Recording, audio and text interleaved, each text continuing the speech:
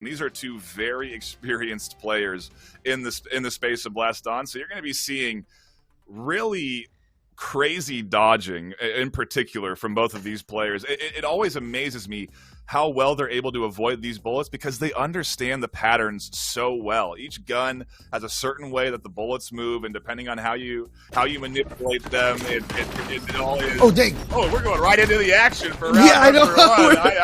Awesome! I love to see it. Montybann in purple and Turb0 in blue, and out the gate a little bit of a poke coming in for Turb0, but Monty ultimately weathering the storm and trying to get some damage back. Yeah, and you can see right now from Turb0's side, pretty standard loadout over here with the hammer, the raptor, the hammer ellipse in particular, which, you know, everyone's saying is pretty much the strongest weapon right now. Yeah. But the raptor ellipse, a raptor, a wildcat, and the regular hammer, it's really just the hurricane, the fast fall hurricane, that is kind of attacking from, you know, a more unique angle over here. Right. Obviously, you see him shooting the bullets upwards, and then they try to drop on your head over there. They also don't have any real heavy damage coming in from Turb0. It's a very big bullet hell focused build, meaning that you're really going to want to overwhelm your opponents with the significant amount of bullets from two shotguns, the hurricane nades, the raptor. There's just so many bullets that you can put out once your guns come up online. And here we do see that full spread getting thrown at Monty. But again, the dodge work coming in. Monty is so good at avoiding these bullets that they managed to avoid this full bullet spread. And the big thing that Turb0 has to watch out for is the Viper ellipse coming in from Monty. That can do huge damage to them if that connects, and so it is always a concern. You can see that ellipse swinging in just in front of Turb0 as they have to dodge it. Yeah, so you see over there from Montybann, he definitely also has an Aegis shield as well, but as you said, the Viper ellipse is going to be the big damage. That's the money maker right there. And Montybann currently, oh no, actually he just got clipped, so I have no idea who's in the lead right now. Oh, definitely Turb0 now. 3 seconds left. Can Montybann get a hit? Oh, and Turb0 taking the first round here. Montybann yesterday played extremely well, but went down against Tesseract, and of course, Tesseract considered not only the best in EU, but might be the best in the world. It's either him or Josie at this point in time. And Tesseract, like I said, just waiting in grand finals for whoever wins this match.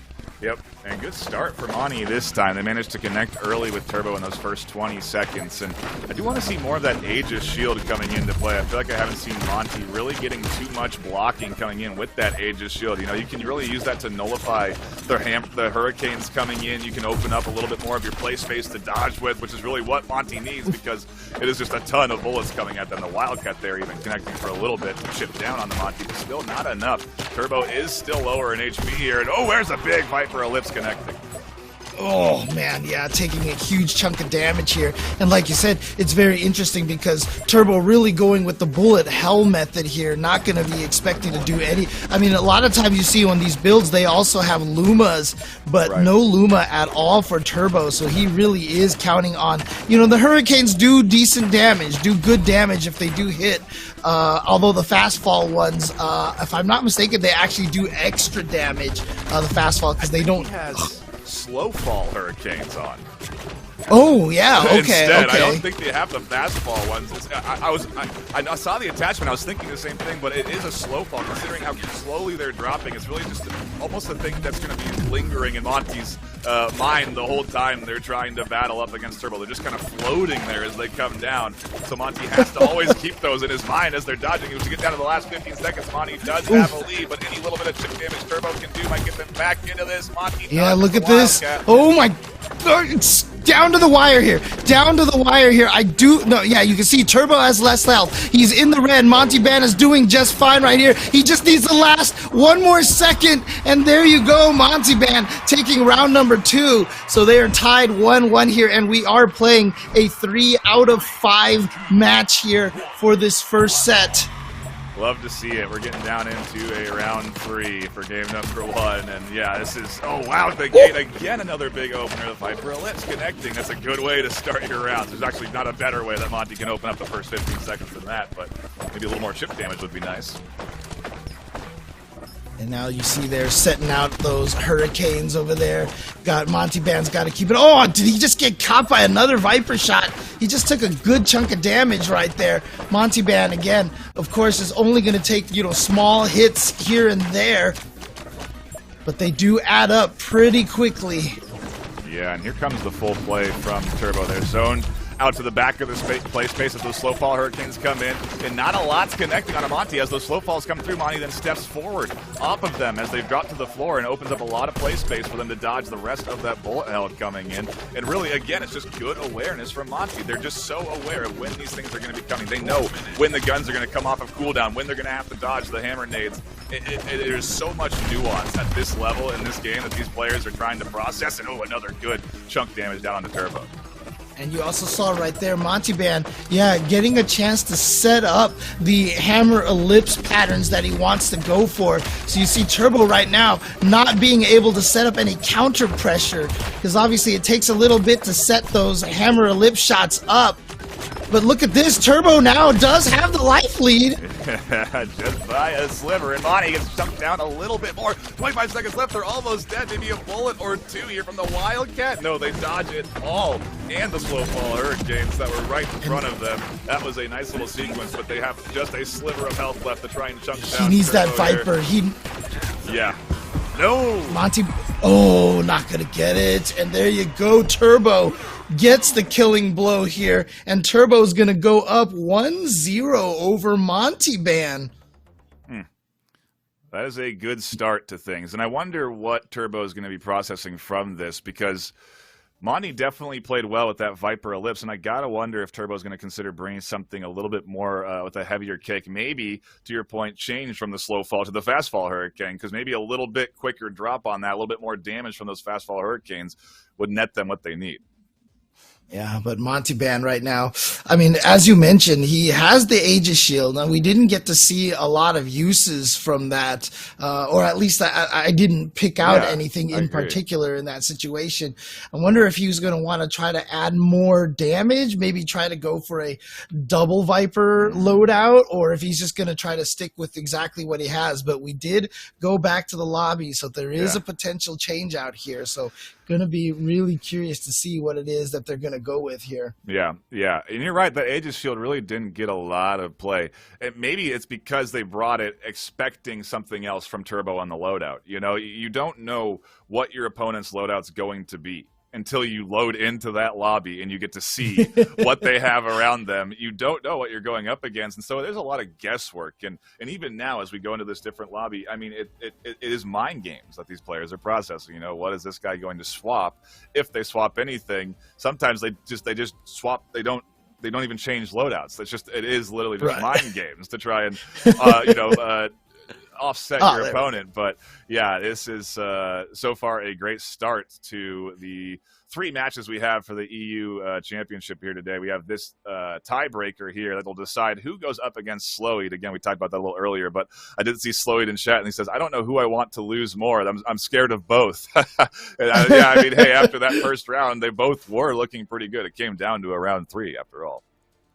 Yeah, and interestingly enough, against Tesseract yesterday, Montybann was even trying to use a little bit of the Vector as well. So we'll see if that's something that he wants to go for. But he was also using the Luma as well. So I'm interested to see if Montybann does decide to bring in the Luma, because against Sloweed, no, actually Sloweed, he was not using the Luma. Okay, so there you go. So he's using pretty much a very similar loadout to what he was using against Sloweed yesterday. So curious to see if he's going to try to switch a little bit up to the loadout that he was using against Tesseract yesterday. But you know, Tesseract still won that 3-0 because Tesseract is Tesseract. So and that's an interesting story too. We'll obviously talk a little bit more about it when we get to the grand finals. But I mean, qualifying into the last chance qualifier, you know, just a player that everyone has known is good, but they don't necessarily show up on the daily to all of the different events, you know. And so I do wonder, you know, at the end of the day, if we have Turbo, Sloweed, Monty, whoever goes up against Tesseract,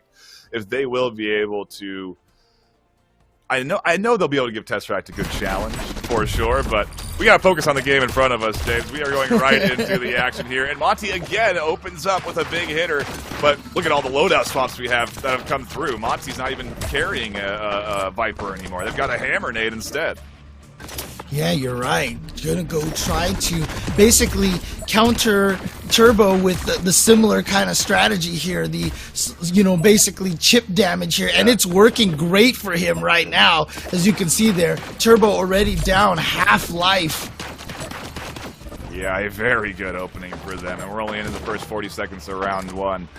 Monty now is going to be setting up everything here as the full force of the bullet hell spread comes in and clamps down onto Turbo, and Turbo has to hit the deck. I mean, you have to consider they are on their floor physically when they are dodging this stuff. These guys are crawling and crouching. They're doing squats constantly in this game as they're dodging this stuff, and it always impresses me to see when someone gets on the floor and then crawls on the floor to dodge these bullets. It is just wild how far they'll go. Just like that, there's Turbo crawling on the floor to dodge rounds, and well, it's not quite working enough for him because Monty still has a pretty comfortable lead. Yeah, Monty's been able to dodge everything, and you see right here, setting up that Hammer Ellipse again, and once again, in the same situation here, I feel like Turbo's got to look out for Montybann, trying to set up that Hammer Ellipse, and perhaps using the Wildcat or the Raptor at least just to shoot directly at him to try to discourage him from setting that up. Ooh, Montybann taking a slew of bullets right there, slew of shots, but still only 15 seconds left. And so Turbo's got to do something, and the way that the builds are out, Turbo doesn't really have anything that can do that much damage here in 5 seconds. I don't know that I've seen Monty get hit by a slow fall hurricane yet. Those slow fall hurricanes just are not doing enough to zone Monty out, and round one certainly looks good for Monty here as they do get themselves a nice lead to start things off. They need this, obviously, if they want to tie the series up, because Turbo is leading currently 1-0 in games. And so off to a bit of a dodgy start here as nobody takes any damage. Well, Turbo accidentally walked into a little bit a shot right there, and so this change in loadout here from Montybann seems to be working. Actually, never mind, he gets hit here, but again, you see right here, he's taking the time to set up that Hammer Ellipse. You see one shot curved from the right, one shot curved from the left, and then from the bottom, so you get those 3 shots like that, and that is the standard Hammer Ellipse setup, and I haven't seen Turbo try to disrupt that yet at this point. Oh, the floor dodge again from Turbo to weave through that bullet hell spread up. And yeah, it is kind of an interesting, like you said, back and forth here where you do have to try and throw aggression at aggression. The best offense or best defense is a good offense, as they always say, right? Yep. And so it's a matter of, again, timing your opponent's respawns on top of your respawns, making sure you have the right weapons available. A lot, again, of mind games and thinking that's going on in a matter of seconds here, as these bullets are also zipping by their heads and they're dodging on the floor and they're pouring sweat. It is a full esport battle here before your eyes, as another good dodging sequence there from Monty keeps them in the game, but still not in the lead. Turbo does have this going into the last 30 seconds. Yeah, 30 seconds here, and Montybann's gotta have to try to find some way to get some damage here. Trying to do that right now with the Wildcat, but it's still a little bit of a lead for Turbo, but not large enough. In 19 seconds, he can definitely land something. There we go. You see, there it is. A bunch of shots from that Hammer Ellipse finding its mark. I believe that's what got him. Actually, no, he's got the Hammer Ellipse right now. But Montybann now with the lead here with 3 seconds left. Try to avoid these hurricanes, and he does so, and he takes the second round and does manage to tie it up 1-1. Yeah, that last bit of dodging by Monty, very nice. These players just know exactly how to manipulate that body well enough to dodge the, whether it's leaning forward or twisting or crouching, they're doing it all out there in their play space. And it's, one thing I think is interesting is that there's a lot of different ways that you can sort of track your play space. We talked about it at the start, James, where, it's crazy to see these guys flying left to right, and how are they not just diving into walls is the question, you know? How are they not just slamming their fist through a wall as they're doing these crazy maneuvers? And there's one theory that I saw Defer posit is that maybe they got a mat on the floor, and so they actually feel when they're close to the edge of their play space, so that they can feel before they can feel in their feet before they feel in their hands their wall. You know, I think that's very well could be something that some of these, you know, any one of these players here this afternoon could be utilizing to sort of help them be a little bit more comfortable in those dodges, because it is just wild to see them flying across the space. I mean, that was a suggestion there in the chat by Broom, with for some merch ideas from Blaston. Get the mats, you know, sell official Blaston mats. I think that's actually a pretty decent idea there. Make it really shaggy so you can really feel, you know, that that you're not accidentally getting out of bounds damage there. One thing it needs too is padding, from my understanding. When I've talked to Captain in particular and other players, you drop to your knees a lot, because then you're crawling on your knees, and so when you slam your knee into the ground, you know, it would be nice if those were also cushioned. You know, it's almost like if you had a wrestling mat, it might be one of the better options, you know, to really be able to feel your play space out. But yeah, that is certainly something to keep in mind. I think I've also heard that players actually wear knee pads when they play. Because I got to imagine, I mean, that's going to hurt your knees if you're, you know, falling down to your knees all the time like that. That's going to be painful, especially for, you know, players like Josie, who is, what is it, 6'3", I think they said.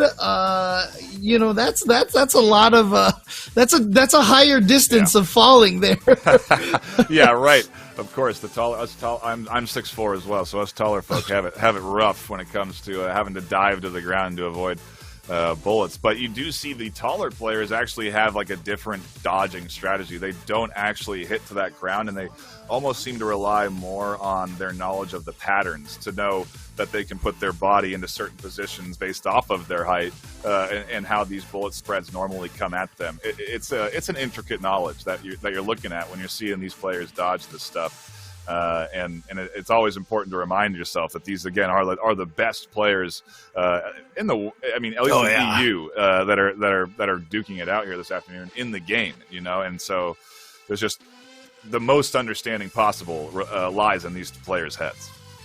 Yeah, I mean, right now, currently, everyone basically says it's either Tesseract or Josie as the strongest player in the world right now. So, you know, unfortunately, they're not going to be able to go up against each other today, as we're doing the European Championship. Tesseract, obviously, from European regions, and Josie from NA. So that they're going to be the favorites, right? They are in that position right now where they are in the, well, actually for NA, not grand finals right away. There was 2 groups for NA, but for EU, yeah, Tesseract is already just chilling there in the grand finals match, waiting to find out who's going to win between Tesseract.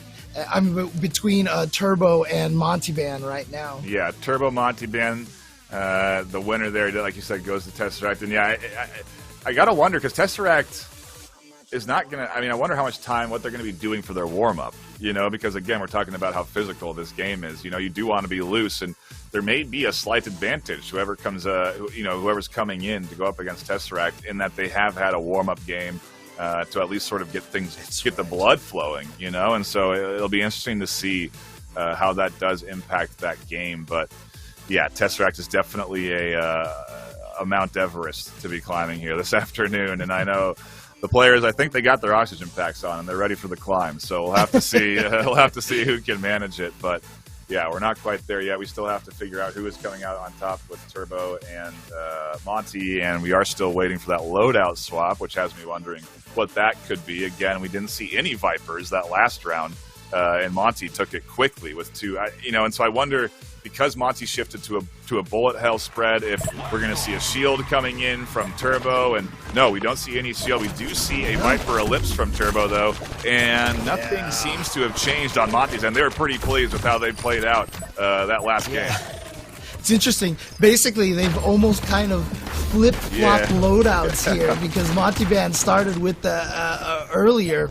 Actually, he's okay. No, yeah, mostly the same loadout here. for Montybann. But yeah, the Viper Ellipse now, he's going to be trying to get, Turbo is going to be trying to get a little bit of damage with that. You see right there, firing that. But of course, the bullet from the Viper is very, very small. And you know, when you are trying to curve it with the Ellipse, that is a very difficult thing to do. As you see Turbo setting up the hammer Ellipse. Interesting. So 2 from a single side, and then 1 from the other side there. But Montybann able to dodge the majority of that pretty effectively.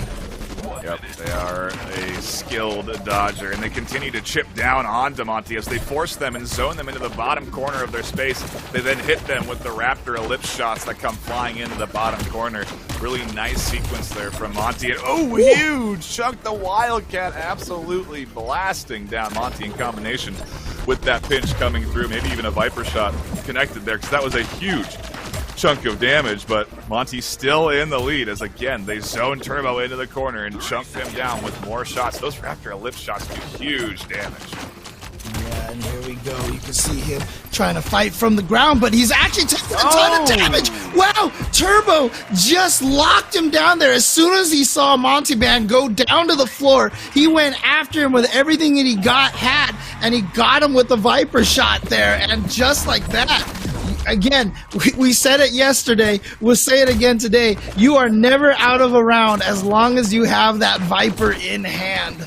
Yeah, and Monty definitely tried to step up to Turbo's aggression there at the end. He was feeling the ability to take that win. It was so close within their grasp, but then Turbo also applying that aggression. The best of the defense is a good offense, and Turbo definitely doing well to chunk down Monty and take that round. But Monty starts off again strong here, getting good damage onto Turbo early in these first 30 seconds. You see right there from Turbo trying to go with the Hammer Ellipse and the Raptor Ellipse combo right there to try to catch Montybann. Ducks right under that Viper shot, so not going to get caught by that one. But again, you don't need to have a high connect rate with the Viper in these matches here because they do so much damage. I believe Viper Ellipse does, I know regular Viper does 30. And so, yeah, you don't have to hit with them frequently, but 1 or 2 hits, as we saw in the last round, is enough to make a huge difference. Oh, there's a little connection there. Nice drop block from Turbo to avoid that Raptor Ellipse, actually. And so now, look again, the double battle. Both players shooting out their Hammer Ellipses here as they dodge and apply the pressure. The Wildcat comes in. There's that Aegis Shield coming up to save Monty from hitting, suffering too much from that Wildcat as they get zoned into the bottom of their play space. Here's the full spread being applied onto Turbo, pushing them into the ground again. And a big connection comes through as Turbo gets hit hard. Was that at this point, at 18 seconds left, I don't even think the Viper Ellipse can win you a match right now, because even if you hit with a couple of those shots, you've got to wait for it to respawn. Yeah, and there you go. And yeah, the Viper Ellipse also doing 30 damage alongside the Viper as well. But Montybann there, just wow, avoiding so much damage that whole entire round. Yeah, doing a really nice job here. That Drill Raptor doing a lot of work actually. Last round and now the start of this round, as it does zone and ultimately do a connect 1 or 2 bullets there onto Turbo to get Monty this early lead. It's a interesting tool they brought in here, one that I haven't seen a lot of at least, but definitely is effective here this afternoon for Monty as Turbo gets chunked down just a touch more, and Monty again, first 30 seconds looking good. And here we go, sets up the Hammer Ellipse, and now going with the Raptor Ellipse again afterwards. Finally gets a little bit of damage on Montybann, but Montybann, once again, that dodging that he has, look at this, just getting away from everything. And after a minute already, Montybann has barely taken any damage at all whatsoever. You see them basically waiting for their weapons to respawn. Doesn't want to send out the Hammer Ellipse until he is able to get a hold of that another weapon there to try to take advantage of avoiding the Hammer Ellipse. That was good zone work from Monty, but yeah, Turbo's just really not connecting with the Viper. You know, that's their big damage dealer here. It's going to do a lot of the work for them once it connects. And you can see they're trying to zone Monty into the floor, into the corners where they can then connect that Viper Ellipse. But Monty's very aware of whenever Turbo has that Viper in their hands and is ready to dodge those quick swinging shots, and ultimately has not been hit by that Viper Ellipse, at least in these last couple of rounds. Now in the last 20 seconds, Monty has a slight lead, but it is slight. Yeah, and the funny thing about this whole...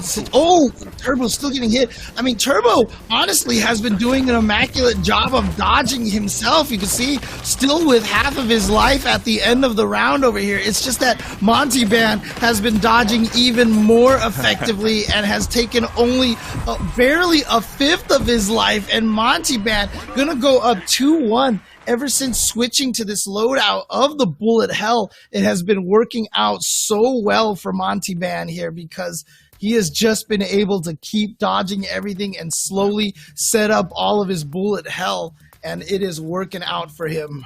It makes me wonder, maybe, you know, the double Viper could be an effective tool up against Monty, you know, really try and hit them with a clamp of speed. You know, you could go with the bounce Viper to try and force them to look behind.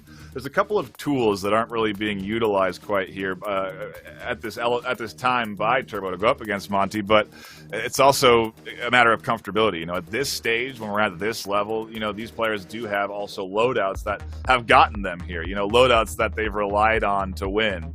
And when those don't win, they find a little bit of trouble. You know, you run into some roadblocks, and you have to have extra loadouts, other options to go to. And I do know that these players have other options. We obviously seen that happen here. As we said, we kind of swapped loadouts between sides, between Turbo and Monty. But yeah, curious to see what the adjustments will be to go up against Monty. That shield definitely coming into play, doing them a great service of blocking a good portion of the clamping and allowing them to apply that counter aggression. And so Monty really just playing well these last two games in particular, and they're now looking at game point coming up to our next game. Series point. Yeah, interestingly enough, Turbo yesterday never used the Viper Ellipse at all. In fact, in the match that he took over Slowid, he was using the Luma instead. Okay. So curious to see if maybe that's what he's going to try to switch over to, is trying to use the Luma instead of the Viper Ellipse, and see if that actually pays out for him a little bit more. And there's obviously going back to the lobby here, so curious to see if you know, Turbo does change his loadout. Obviously, Montybann can change his loadout as well.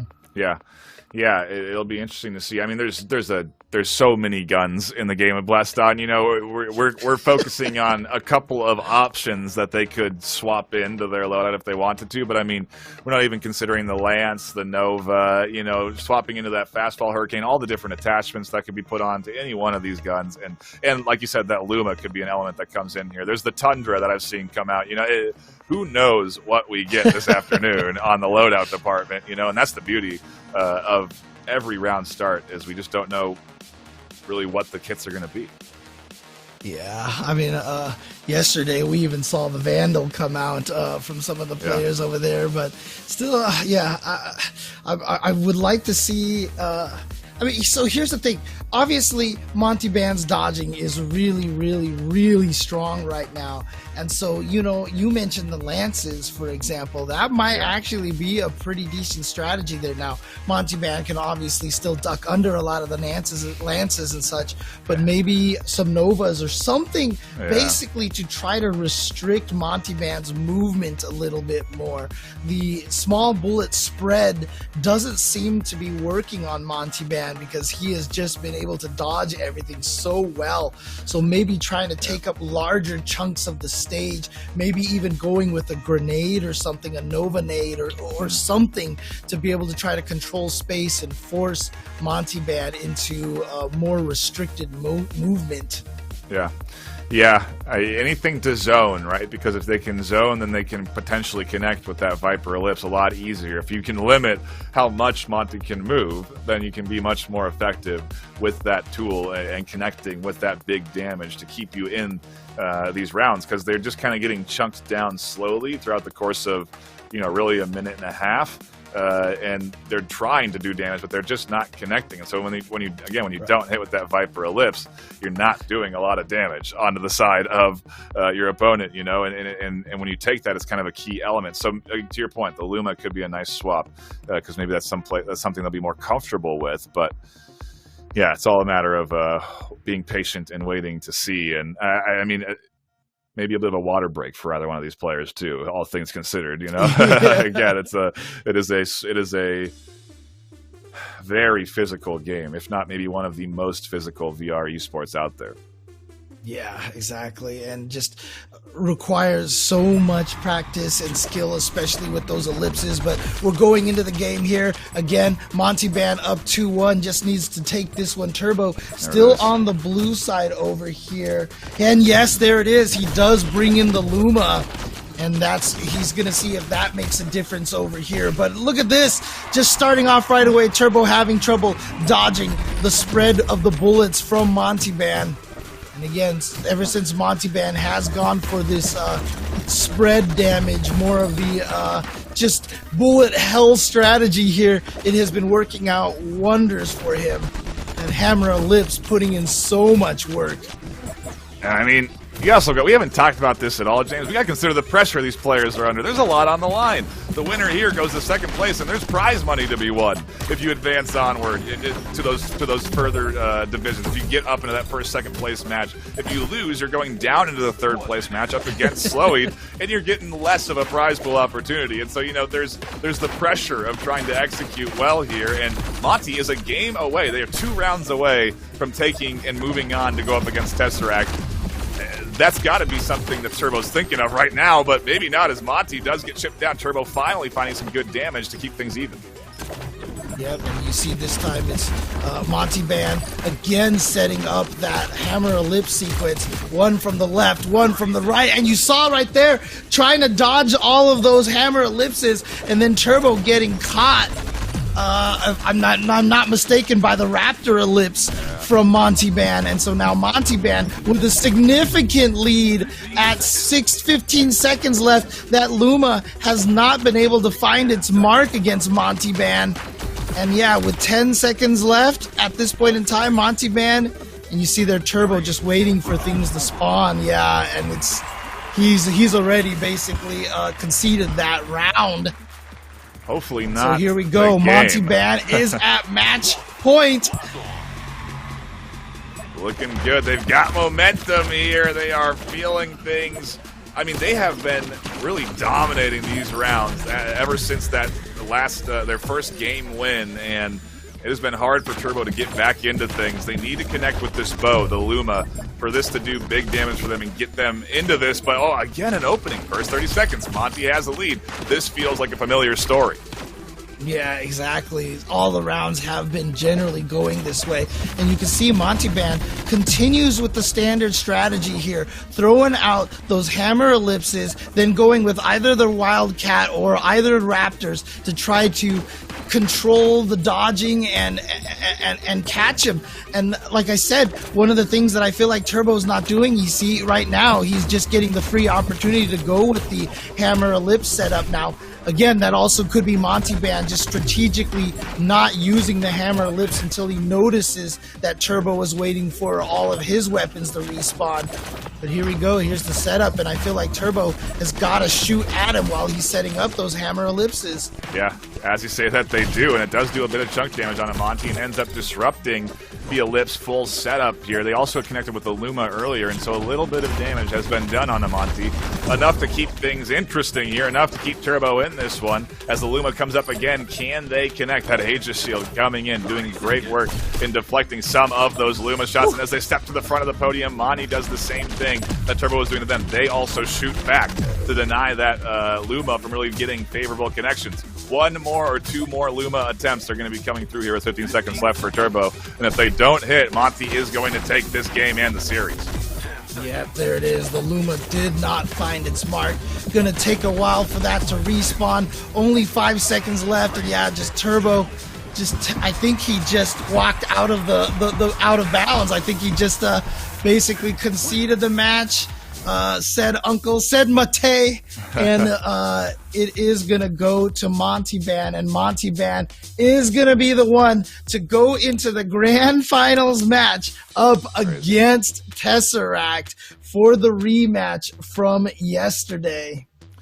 A wild game to start things off with here, for sure. A great back and forth, a couple of round threes. Happy to see Turbo contesting so hard against Montybann, but at the end of the day, Monty does take the W, and like you said, they'll be going up against Tesseract in the finals. But Turbo isn't done yet, you know, and I gotta wonder what their mentality is right now, because we kind of did see a little bit of, I wouldn't say a forfeit, but, you know, definitely